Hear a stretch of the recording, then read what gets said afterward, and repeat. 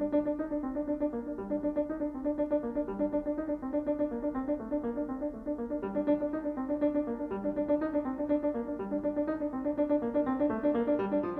balcon est un des tableaux les plus populaires de Manet. Il appartient à la collection du musée d'Orsay.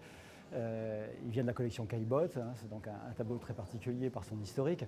C'est aussi un tableau qui constitue un tournant dans la carrière de Manet. Il propose ici une image très différente de la société mondaine à laquelle il appartient. C'est la première apparition de Berthe Morisot.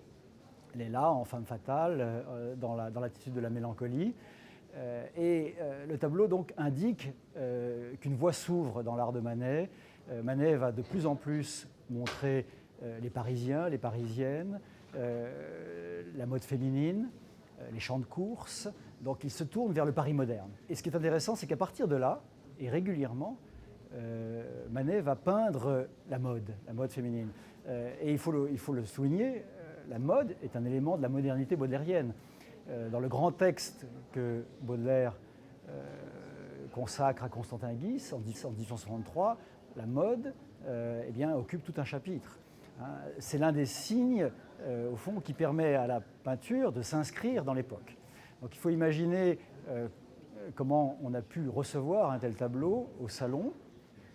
C'est en cela d'ailleurs qu'il devient une icône de la modernité, notamment pour la jeune génération, car en 1868-69, avec le soutien de Zola, il est regardé comme la figure la plus importante de la peinture parisienne, par le jeune Monet, le jeune Renoir, le jeune Sisley.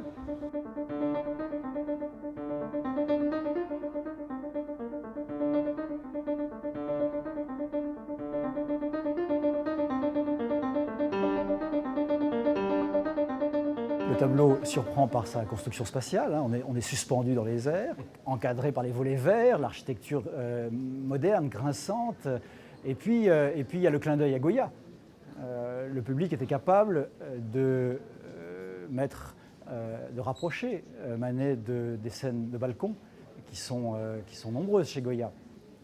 Mais ce qui surprend beaucoup les critiques, au-delà de la radicalité du style de Manet, c'est le fait qu'on ne comprend pas ce qui se passe. La peinture de salon était riche en scènes de conversation galantes, mondaines. Et Manet peint une conversation, mais il ne dit rien de ce qui se dit. Il n'y a pas de code, on ne comprend pas très bien ce qui se passe entre les personnages, pourquoi Berthe Morisot, qu'on ne peut pas identifier bien sûr à l'époque, semble accablée. On percevait peut-être le lien avec la tradition espagnole, on percevait peut-être le lien avec l'iconographie de la mode.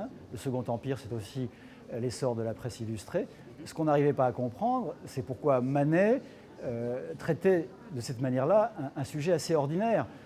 Pensez à Stevens, pensez à tous ces artistes de société qui montrent la société mondaine de leur époque, mais d'une façon plus directe, plus intelligible, plus séduisante.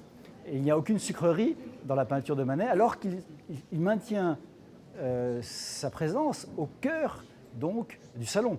C'est aussi une part de la modernité de Manet que de maintenir l'énigme, de ne pas donner aux spectateurs toutes les clés pour comprendre sa peinture.